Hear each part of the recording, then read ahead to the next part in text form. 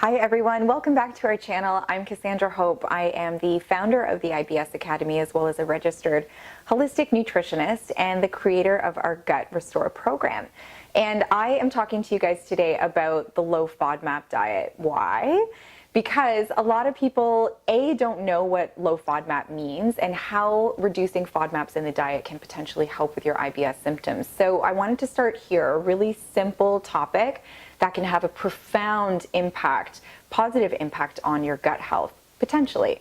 So let's start by talking about what FODMAP actually means. And FODMAP is just an acronym for fermentable oligosaccharides, disaccharides, monosaccharides, and polys. And all these are sugars or indigestible fibers that actually feed the bacteria in the gut. And when they feed from these sugars, they create their own waste products in the digestive system, which lead to IBS symptoms. So when you remove FODMAPs, so you remove those sugars from the diet, oftentimes we see people's gut health drastically improve. So there's been a lot of conversation around whether eating a low FODMAP diet long term is a good way of managing IBS symptoms, and really it depends. I think that it's up to you as somebody who is making decisions for your own body as to what type of diet you want to eat to manage your symptoms. The goal is always for you to be able to eat as many foods as possible once you do a gut healing program, similar to our 5R program that we offer at the IBS Academy. So when you finish the program and you reduce the infection and you improve your gut health, oftentimes we see people be able to tolerate high FODMAP foods again. Which ones your body chooses to tolerate versus others, we don't know. It happens randomly and it all depends on your body's chemistry. But it's worth trying. It's worth doing a Gut Restore program and then looking to see reintroducing FODMAPs into the diet in order to see what you can tolerate again.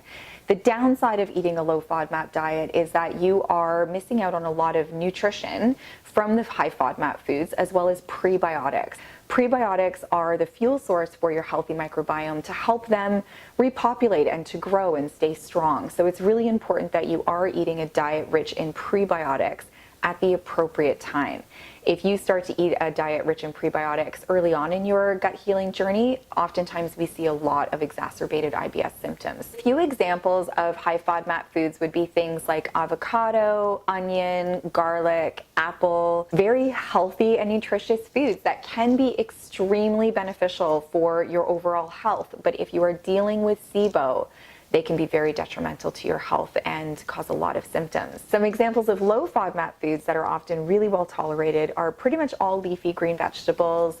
Zucchini is another one of my favorites when I was on the low FODMAP diet, as well as macadamia nuts are beautiful, beautifully tolerated nuts.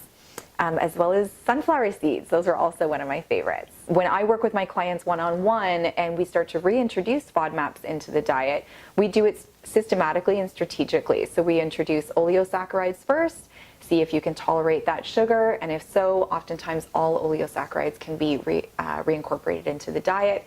Then next we go on to monosaccharides, and so on and so forth. So going low FODMAP can definitely be an option to help to reduce your IBS symptoms, reduce inflammation, reduce gut pain, and improve digestion. Is it the only way to improve IBS? No. There are several different ways that you can choose to heal your gut and reduce inflammation and improve digestion.